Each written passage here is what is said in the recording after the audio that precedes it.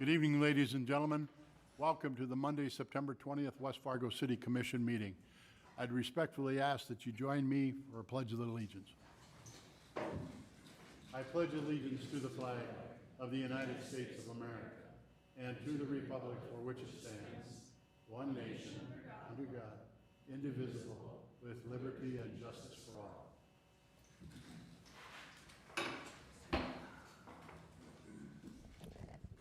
Thank you. Commissioners, the agenda has been distributed. It is online. Do you have any additions to it, corrections? I'll make a motion to approve. Thank you, Commissioner Jurdevig. Is there a second, please? Second. Second by Commissioner Olson. Been moved and seconded to approve the order of the agenda as presented. Is there any discussion? Hearing none. All those in favor signify by saying aye. Aye. Opposed? Motion carried. Commissioner Mandy George is not with us this evening. She's on a business trip. She's traveling today, and she is not on the ground. She's in the air, so she will not be joining us by Zoom.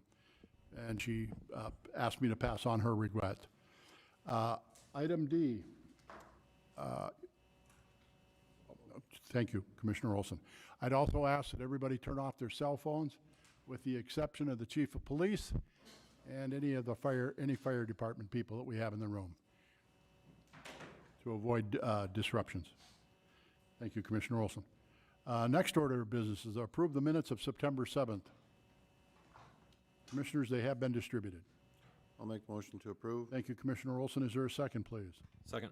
Commissioner Jurdevig seconds. Been moved and seconded to approve the minutes of September 7th, 2021 as distributed.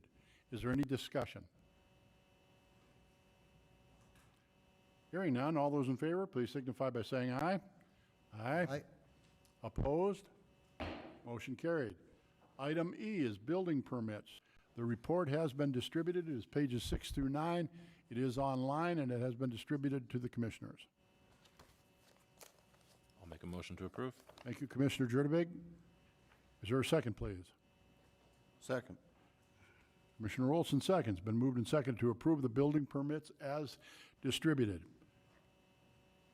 Is there any further discussion? Hearing none, all those in favor, please signify by saying aye. Aye. Aye. Opposed? Motion carried. Next order of business is a consent agenda. Consent agenda, it lists items A through I. It has been distributed and it is online.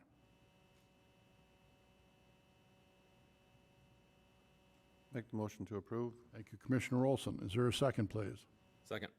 Commissioner Jurdevig seconds. Been moved and seconded to approve the consent agenda as distributed, items A through I. Is there any further discussion? All those in favor, please signify by saying aye. Aye. Aye. Opposed? Motion carried. Ladies and gentlemen, we're moving into the regular agenda. Item number 1 is a recognition of Larry Weil for his dedication and service to the city of West Fargo. Could I ask Larry Weil to please come forward? And his family. Commissioner Simmons, I'm going to hand you this plaque. You had the most years of service with him, but we're going to all go down and if you'd read the plaque, please. Okay. Commissioners.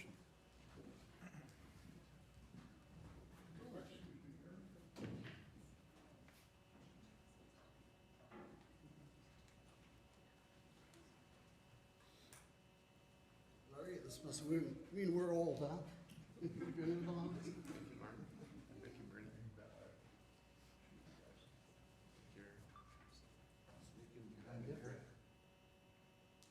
This is from the city of West Fargo, Larry, awarded to Larry Weil, Director of Community Development, Planning Department, 30 years from February 1990 to April 2020. It says, thank you for all your hard work and dedication throughout the years for the city of West Fargo.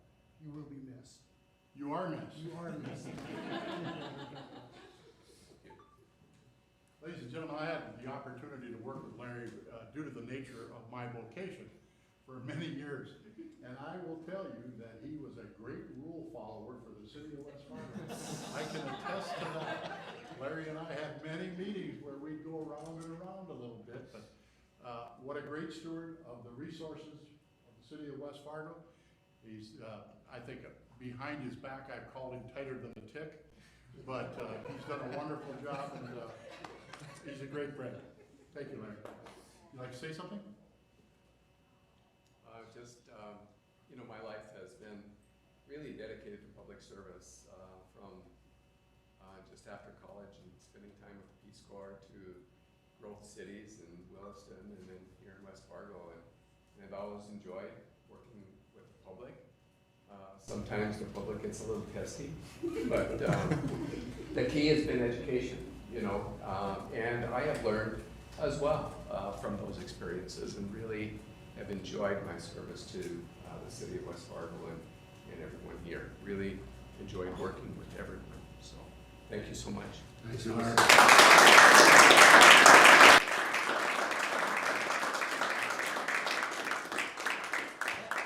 I want to say one thing about all the years we've been together. I remember the biggest thing when I came on, obviously you were here, but we had to take you from going from black and white to gray in your area. And I don't know that we ever even got you, even when you finished as of now, to the gray. So thank you for everything you've done for the city. It's very much appreciated. And a special thank you to your family for Yes. sharing him with us. Thank you. And what? There we go. Thank you.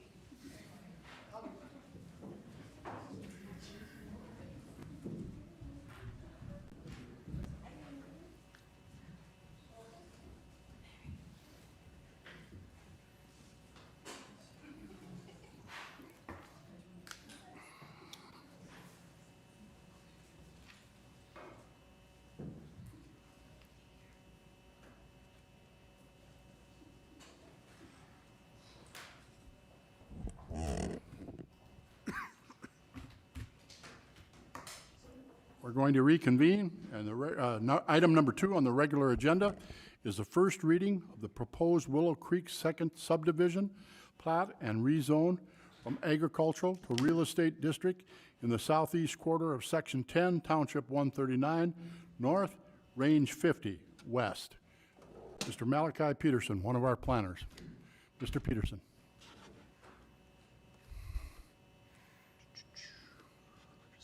Zoom out here a little bit. Thank you, Mr. Commission President and Commissioners. This is an item that has been on the Commission agenda multiple times in the past few months. As you might remember, you motioned to table this item at your August 2nd, 2021 meeting on advice of legal counsel while more information was gathered by staff regarding right-of-way issues with the Cass County Joint Water Resource District. And then you also motioned to continue the item on your August 16th and September 7th meetings while staff further worked on the issue.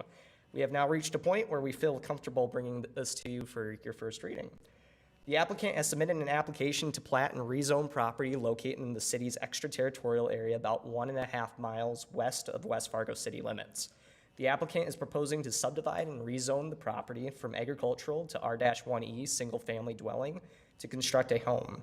The area is located east of the current alignment of the proposed Fargo-Moorhead flood diversion and is currently within a special flood hazard area. Any development will be required to meet all applicable federal, state, and local flood regulations. Due to the size of the area, rezoning to R-1E could potentially allow further development of the property into additional single-family homes. If the lots are rezoned, there is potential for further subdivision of land, which could allow for up to 18 lots based on area size. The suburban restricted growth sector, which this area is located in, includes areas between the current and proposed flood diversion that may have new development potential should the new diversion be built. The G1 area identifies significant tracts of land that are currently rural, but where directed and well-planned new development could occur around the identified potential future mixed-use and employment centers. The proposed project is currently not part of a directed development effort. Normally, public land dedication would be required pursuant to city ordinances.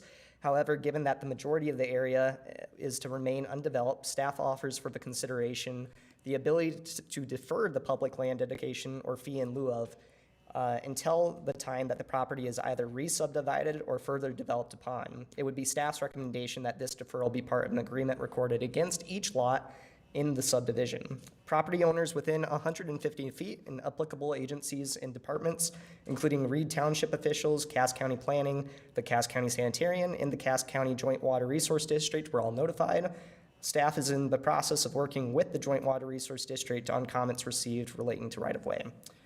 At their July 13th, 2021 meeting, the Planning and Zoning Commission recommended approval with the conditions of approval as follows. 1, a subdivision agreement is signed and recorded against the property, which would prevent further subdivision of the lots until such time that the owner submits a detailed area plan showing how utilities would be provided to the area and that plan is reviewed by the City of West Fargo. 2, a public land dedication deferral is recorded against each lot within the subdivision. 3, any building permits should follow the preliminary flood map, which will require % allowable fill on any development. 4, any concerns from Fargo Cast Public Health with regard to on-site septic on the newly proposed lot is addressed and or reviewed by the applicant prior to consideration of final plat. 5, the applicant is to meet all federal, state, and local requirements for improvement to the site and structures. 6, land dedication fee in lieu or agreement for deferral is approved by the City Commission. 7, an attorney title opinion is received. 8, a drainage plan is approved by the city engineer. 9, final plat is received with any necessary easements. 10, a certificate is received showing taxes are current. Based upon updated information that staff received since the time that this item was on the Planning and Zoning Commission agenda, staff would recommend an additional condition be placed on the item, that being that lot number 3 stays zoned A agricultural. This is not a public hearing, as that was held at the August 2nd, 2021 commission meeting. Tonight is simply the first reading. This concludes staff presentation, and both myself as well as Megan Alshog are available if you have any questions. Thank you, Mr. Peterson. Commissioners, questions? Mr. Olson? Can you just identify where Lot 1 and Lot 2 and Lot 3 is actually located? Sure, let me try to zoom in here on it so you can see. So lot 1 is right here. This is where there's currently a home on the property where lot 1 is. That's currently the applicant's current home. Okay. He's looking to sell his house there and then build a house across the way. Lot 2 is sort of this skinny sort of piece of property that goes all the way up here.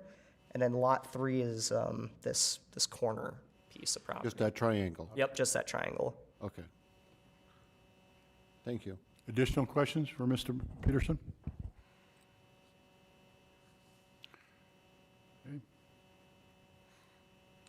Thank you, Mr. Peterson. Commissioners, when you make a motion, would you please make a motion to remove it from the table that it's on table first, and then whatever nomenclature you want to follow with that? I'll make a motion to remove it from the table. Thank you, Commissioner Simmons. Is there a second? Second. Commissioner Churtubig seconds. Been moved and seconded to bring it back to the regular agenda as it has been tabled. All those in favor, signify by saying aye. Aye. Opposed?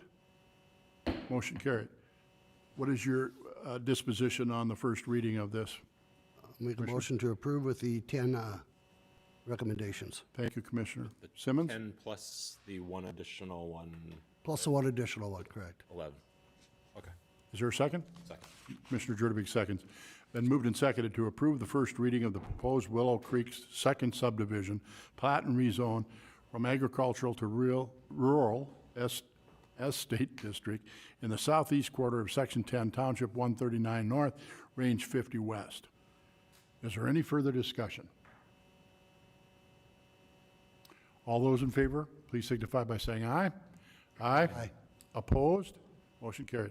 Thank you, Mr. Peterson. Item number 3 on the regular agenda is a planned unit development at Pud Amendment and site plan and building review in the Interstate Corridor Overlay District for an office building at 2060 Cheyenne Street. Ms. Sankey, planner for the City of West Fargo, welcome. Thank you, President Dardis and Commissioners. This application was received in order to construct a commercial office park building. When this property was platted and zoned in 2018, one of the conditions for approval was that a planned unit development amendment would be submitted for this lot once the use was determined. Preliminary plans for the development on the other lots showed retail, restaurants, a fuel center. However, this lot was undetermined. The applicant has submitted a site plan for a 3-story office complex with underground parking along the west side of the lot, along with 194 parking spaces. The site plan also reflects a future office building and 60 additional parking spaces as part of Phase 2. Under the Corridor Overlay District Interstate Corridor Overlay District regulations, all development shall be subject to site and building plan review and approval by the Planning and Zoning Commission and City Commission. Any development and subsequent building permits shall be subject to site and planning building review and approval by the Planning and Zoning and City Commissions. The Interstate Corridor Overlay District has a higher building material design standard requiring 70% glass, brick, wood, or stone materials, which the developer has indicated would be met. The building elevation plans will be reviewed according to the Interstate Corridor Overlay District requirements. Property owners within 150 feet, including and applicable agencies and departments, were notified, and there were no comments to date. The proposed PUD amendment is consistent with the city's comprehensive plan, which depicts the areas developing as suburban growth area. At the July 13th Planning and Zoning Commission meeting, the Planning and Zoning Commission recommended approval of the proposed application on the basis it is consistent with city plans and ordinances, with the recommended conditions of approval as follows. The Interstate Corridor Overlay Site and Building Plan Review and approval by the Planning and Zoning and City Commissions prior to issuance of building permit for subsequent buildings on the lot, i.e. the second office building will need to come back before the commissions. Number 2, an updated drainage and grading plan is reviewed by the city engineer. Number 3, development will be subject but not limited to the Interstate Corridor Overlay District regulations, supplementary district regulations, off-street parking and loading requirements, and sign regulations. And number 4, a signed PUD agreement is received if necessary. This is not a public hearing. The applicant is available to answer any questions, as am I. Thank you, Ms. Sankey. Questions for the lady? One quick question. Please, Commissioner Olson. In that triangle that's not outlined in blue, right there where your cursor was, that's next to interstate, right in there. How does that affected by the replatting of that? Does that limit what? This is a city detention pond. Oh, that's going to be a retention pond there? Or is it already a retention pond? Yes, that's owned by the city, Okay, as is this area right here. want to make sure. Commissioner Simmons. Thank you. More of a comment than a question, but boy, that looks like a beautiful facility coming into the gateway in our community. When you look at that building and what it looks like, I think that's going to be gorgeous sitting there. Great use of that commercial property, no doubt about that. Any additional questions for the lady? Thank you, Ms. Sankey. You have any questions of the developers? Owners are here? Nothing? Okay. Commissioners? I'd make a motion to approve with the Thank- four, I'm sorry. Thank you, Commissioner Simmons. Okay. I have a motion from Commissioner Simmons. Is there a second? Second. Commissioner Olson seconds. Been moved and seconded for the planned unit development amendment and site plan for building review of the Interstate Corridor Overlay District for an office building at 2060 Cheyenne Street. It's been moved and seconded. Is there any further discussion with the 4 caveats listed by planning and zoning? Nice. Is there any further discussion? Hearing none. All those in favor, please signify by saying aye. Aye. Aye. Opposed? Motion carried. Congratulations. Item number 4 is a presentation of the West Fargo Public Library 2021 Summer Boost Impact Report. Carissa Hansen, Director of the Library. Good evening, Good Commissioner evening and President welcome. Good evening, Commission President Dardis and Commissioners. I'm just here to do a little presentation to you about the results of our work this summer during summer 2021. As you know, we knew that we needed to improve the accessibility of our long-standing summer reading program, and we knew that that was a priority for us this year as we brought on the Little Red Reading Bus into our operation.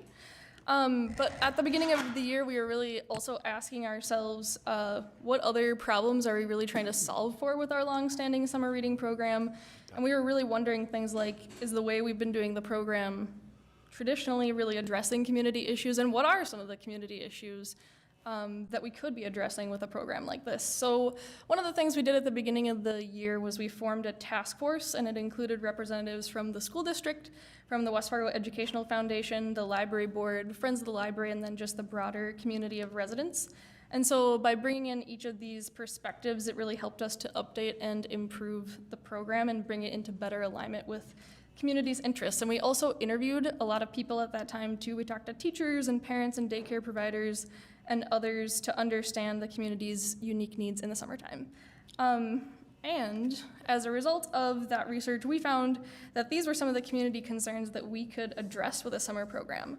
So one of those things that we learned is that obviously COVID-19 disrupted traditional classroom learning over the last year, and we're really just even now still beginning to understand the impact of that. We found out that parents have a concern that their kids lack enthusiasm for learning. We also learned that they're concerned that their kids need academic practice, but they don't feel interested or engaged when it feels like school. We also learned that parents and families need resources to help promote learning outside of school. And then kind of underneath all of it, like I said, going into the summer, we knew that many people are unable to access the library building easily due to transportation, language, cultural, or other barriers.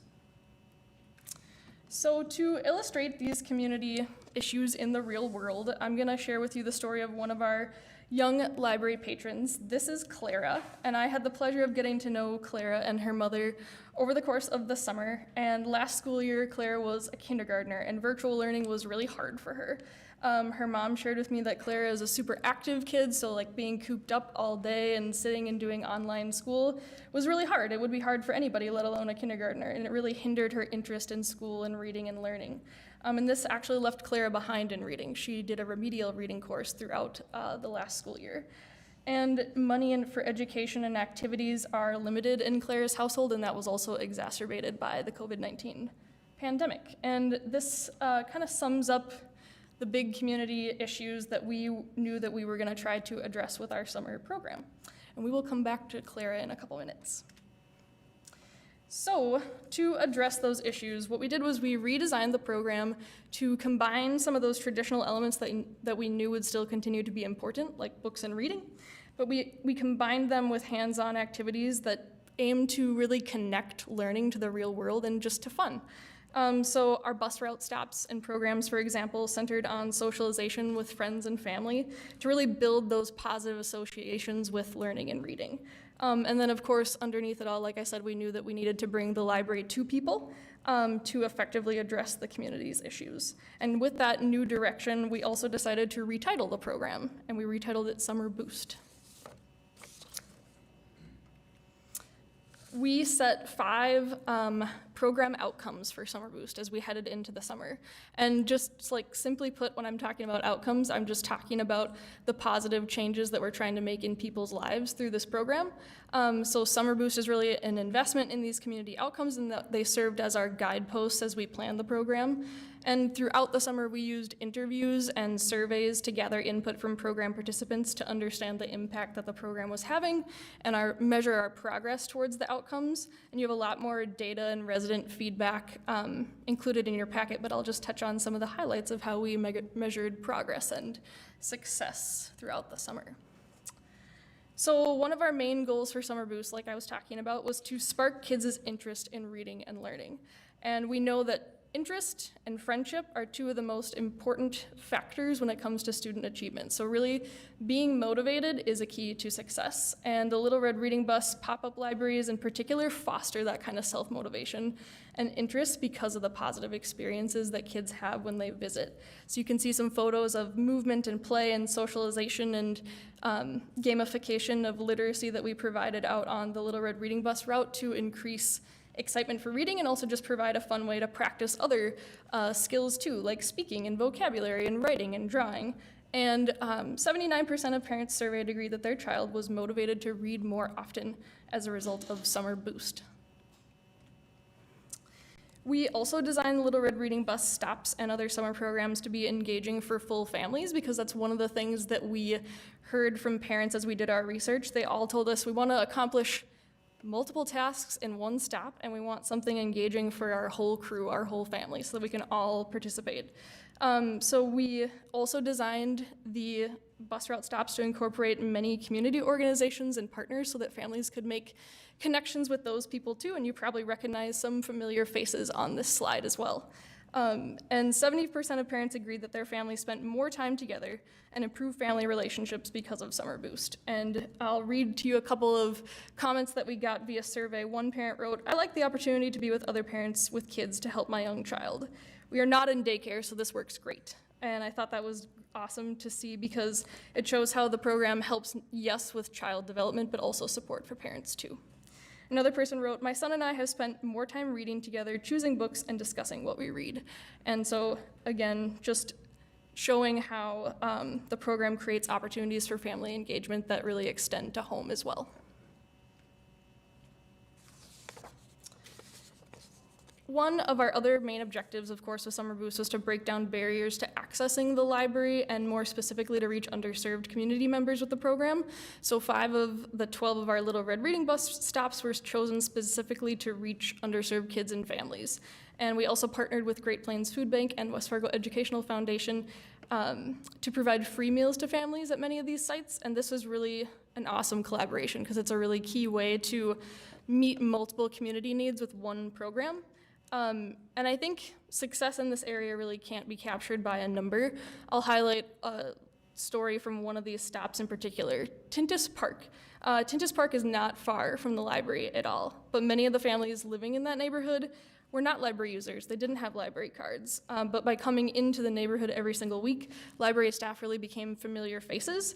And just week after week, as staff started doing more interacting and doing impromptu story times and giving away free books and free popsicles and interacting with parents, we started to see those families signing up for library cards. And overall, our circulation at that stop increased 56% in the final 5 weeks of the route. So we just saw that this kind of connection building really does take time, and we just want to keep fostering those relationships and showing up. So we're actually continuing the stop at Tintus Park into the fall.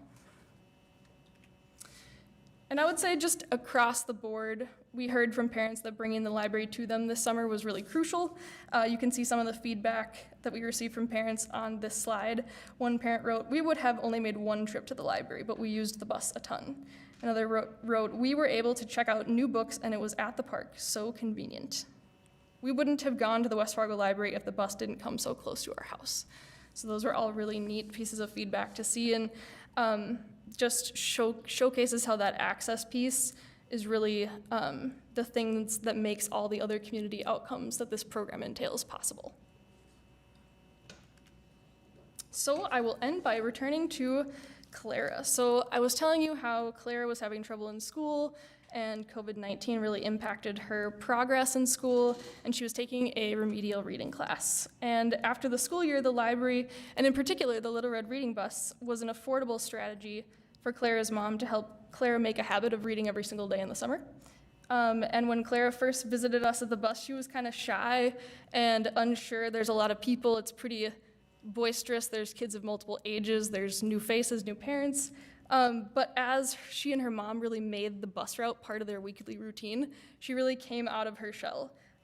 It was the combination of being outdoors and having new kids to interact with and seeing what other kids and parents were interested in reading and all the movement and play activities, that all of that helped pique her interest. And by the end of the summer, she was asking to read and finish books at home so she could visit the bus again. And she started helping a lot of other little kids at Little Red Reading Bus stops find books that they were interested in too. So she's now such a passionate reader and leader in helping other people find things that they are interested in reading, that she makes her own Little Red Reading Bus pop-up libraries in her front yard, which she calls Clara's Storytime. And here she is hosting one of those at home. So that was pretty cool to see.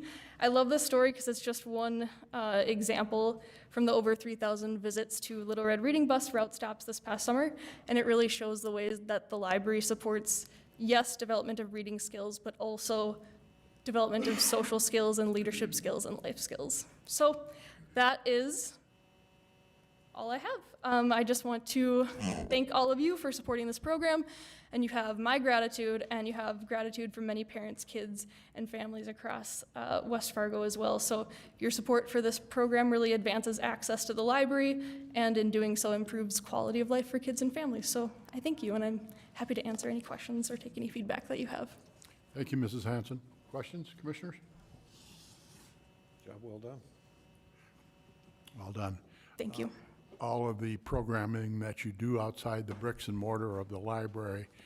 I know that I've been on a couple of the events, and the children certainly appreciate it, and do the parents. So, good job. Thank you. Thank you. Thank you very much.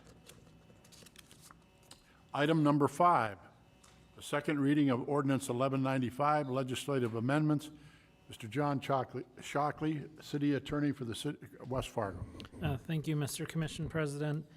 This is the second reading of the legislative amendments. There's been no changes between the first and second reading.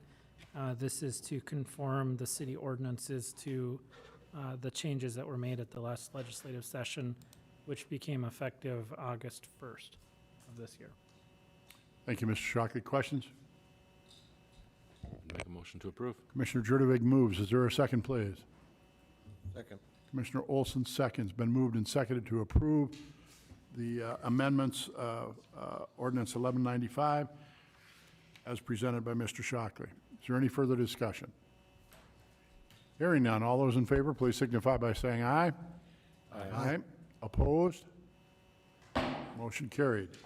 Moving on to item number 6 of the regular agenda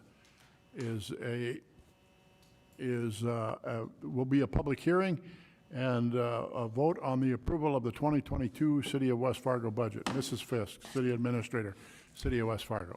Good evening, Commission President and Commissioners. You each have a copy provided to you of the final budget for the City of West Fargo. This has no changes that affect the total expenditure dollar amounts or levy from the preliminary budget that was presented to you some time ago. In looking through it, if you have some questions for myself, I can answer those before you open the public hearing. Questions for Mrs. Fisk, Commissioners? I don't see any. Thank you. At this time, we will go out of the regular agenda and move into a public hearing. City of West Fargo City Commission is now in a public hearing for the discussion of the 2022 City of West Fargo budget. Is there anyone from the public that would like to speak to this issue? If so, please come forward to the microphone, state your name and address.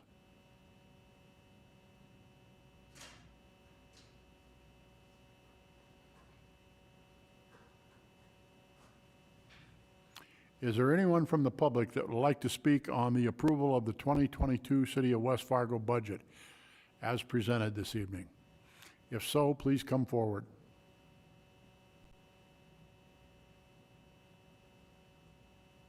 Is there anyone from the public that would like to speak on the 2022 City of West Fargo budget? Please come forward at this time and speak at the microphone.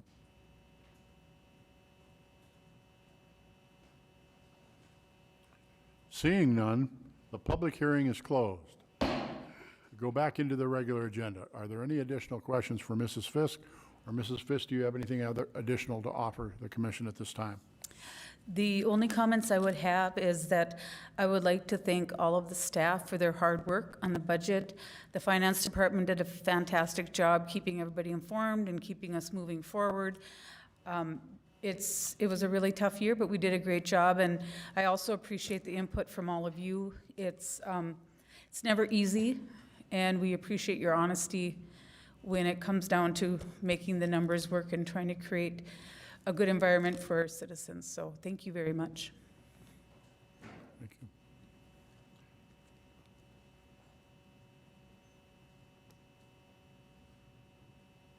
This is a difficult budget for me to vote for.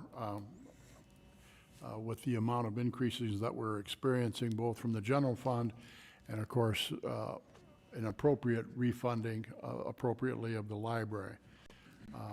There's a couple of issues that we as commissioners have all brought forward to administration and finance.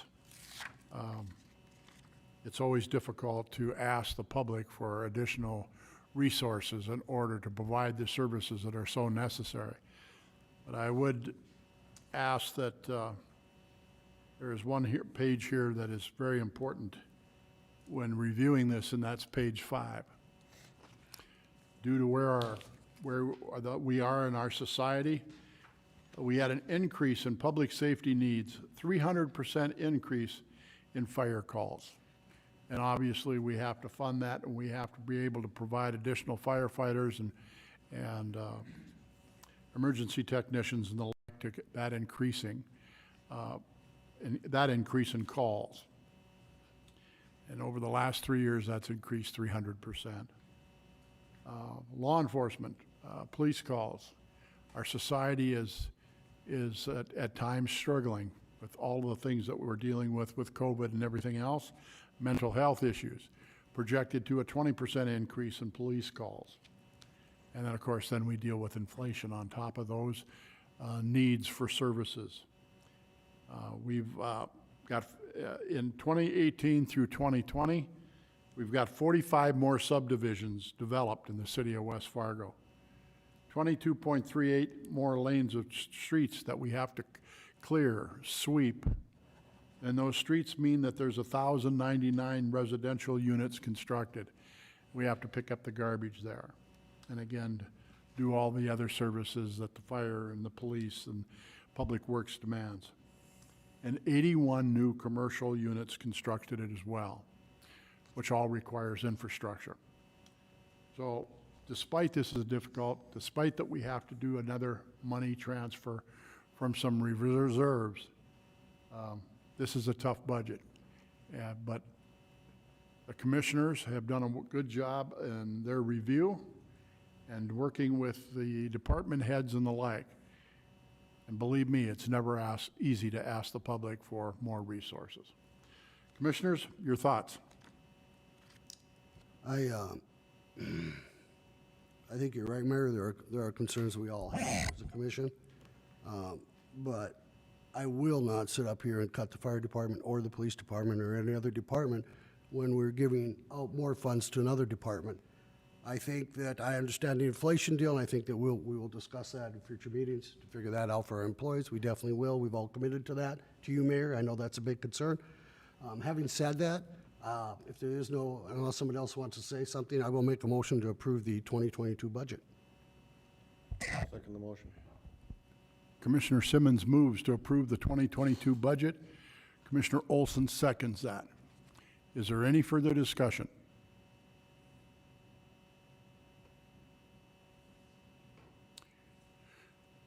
Hearing none, we'll proceed to vote. All those in favor of the 2022 budget as presented this evening signify by saying aye. Aye. All those opposed signify by saying no. No. Motion passes 3-1. Thank you very much. Thank you, Mrs. Fisk. Item number 7 is the city administrator's report. Mrs. Fisk. Thank you, Commission President and Commissioners. I only have a couple items. One of them is, at our last commission meeting, we talked about going into Phase 3 of our drought protocols in conjunction with the city of Fargo. And we didn't take an official vote, but because we follow what Fargo does, it was just kind of, we were going in Phase 3. Well, Fargo has returned back to Phase 2 with all the moisture that we've been getting. And so I just want to make the public aware that we're back to Phase 2 drought procedures, which is the odd and even watering days, but when I learned to talk. Anyway, so that's where we're at with the drought phases. Does anyone have any questions on that? Okay.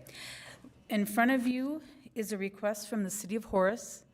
It is from Brenton Hopper, the City Administrator, on behalf of the City Commission. And what they're requesting is to have our staff work with them based on the requests they have set forward. And I want to clarify that any expenses incurred to prepare any documents such as the MOU, JPA that they're requesting will be the full cost of the City of Horace, there will be no cost to the City of West Fargo, other than some staff time to work with them if you so choose. And what they're asking for is, so that the public knows, they're requesting consideration from the City of West Fargo to cooperatively develop a joint powers agreement or memorandum of understanding for utility services such as sanitary, sewer, storm, road infrastructure such as continuation of 9th Street to 64th Avenue, and maintaining existing shared city limits. They would like to work together with us and then present this MOU to both commissions. Thank you, Mrs. Fisk. Commissioners, any thoughts on that? Well, this is the first time I've seen it, so I don't know what it's all going to entail, so I don't really know what to say until I don't know what I don't know about All it. right, thank you. I've had a number of conversations with Mayor Corey Peterson over the last several months about the Wilds 21st edition, where we're developing right now, and a concern for public safety with regard to 9th Street extending, but obviously 9th Street dead ends at the city of Horace, so we have no jurisdiction. So we've just had friendly discussions about the possibilities of what might happen. There's been a development in the city of Horace, in that property immediately adjacent has sold. And the private owner sold it to a developer. And so now that's why the discussion is coming forward, because of the discussions that you guys have had with me. It's always been that we have a concern about public safety, whether it's fire or police department, and/or when the new high school opens in Horace, the traffic patterns of how that might impact 52nd Avenue. So we've been having, like I said, very general courteous comments without any promises or anything like that. One of the things we did tell them that they would have to do their own action on their side of the, for the city of Horace to formally request this, because it's been just general conversation topics. They have formally done that. Their commission acted on it, requesting that of us. So the action that they're requesting of us this evening is that we would direct staff to take a look at the infrastructure that we have there, what effect that might have on the sizing that we have for water and sewer and things like that. From my understanding, Mrs. Fisk, it's only that 40 acres, is that correct? My understanding in initial conversations with their city administrator was the first and foremost part is the acreage right to the south of us, to 64th, that's in their city limits. And then they also talked about branching out to the east and having some considerations put in so that if they need help with servicing those areas and it's more cost effective to go through West Fargo, they wanted us to consider that. So again, this is just a matter of, there would be no decisions made, there would be no agreements made. We would just sit down with them, find out what they really want. I would keep you all informed, and then an agreement could be drawn up that we would vet as staff and then bring to you as commissioners if we get to that point. Mr. Mayor? Commissioner Jurdovic. So, I mean, there's a positive certainly for 9th Street to be continued down. I mean, I think that is great and what we want. And I think we can come to an agreement on making sure that we're not paying for any of this additional infrastructure. But what about the infrastructure that's already been paid for that they're tapping into? I mean, we've regionally assessed out infrastructure that they would now be getting a benefit for, but they never contributed to. Is that not the scenario? What would happen in this case, and Dustin or John can correct me if I'm wrong, what they would be coming to ask for, first of all, they wanted to talk about this agreement. The developer that bought that property needs to set up a special assessment district in Horace. And then what their request then would be to us is, will you upsize the line that's going into the 21st edition, and we will pay the full cost of that upsize, so that it's not a cost to the city of West Fargo. So all costs associated with engineering fees, anything, would go down to them. That pipe goes to, and I might get this wrong, but probably a lift station that we've already put in, and it's already been assessed out.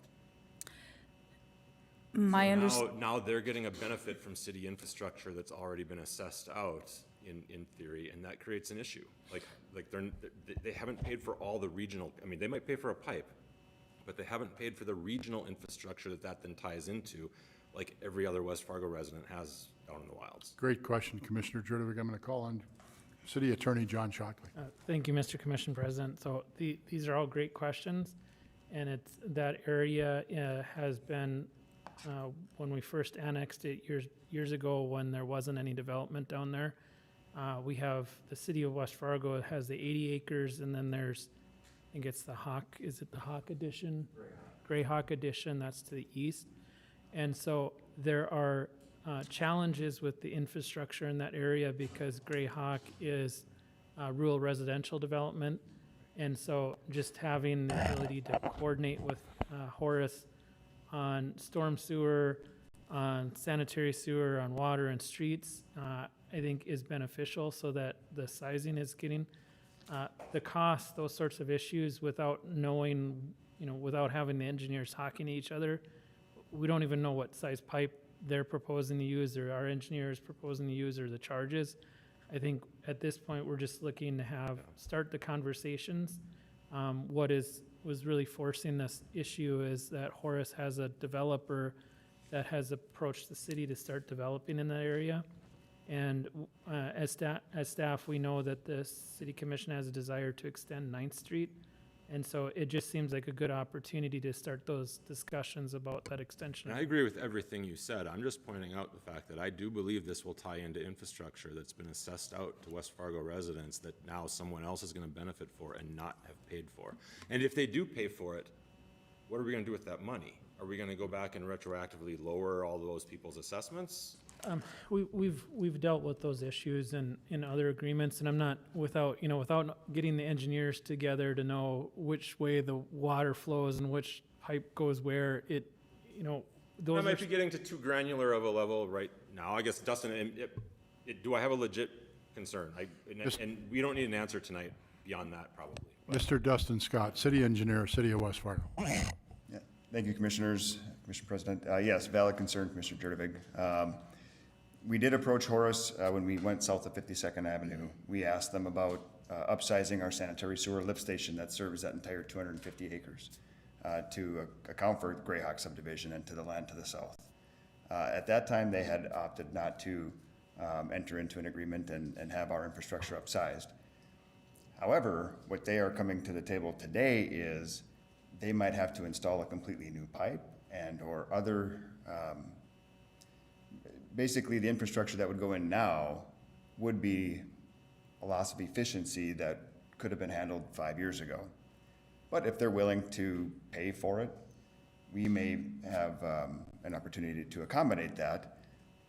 To your point, though, Commissioner Jurdovic, is that, yes, the lift station that went in 2002, the big lift station that's by the interstate, they didn't help pay for that. All of our platted subdivisions have over the years paid for that through hookup fees. So we will have to take some of those things into consideration, and that's where we might hit an impasse and not be able to accommodate this I request. just think that's important. I mean, in talking with people in the wilds and, anywhere on the south side of our town, Absolutely. assessments are a huge concern. And I want to make sure that whatever we do here doesn't, that addresses that. And I'm not sure how we can address it. I know we can get them to pay for the pipe. I know we can figure it out and there's benefits to it. But that is something I would love some discussion to be had, at least to see if there's an answer that makes sense. Absolutely, and we might be able to come up with some solutions there, and again, maybe not, but that's, again, point being, it's a valid concern. Do you need a motion for this?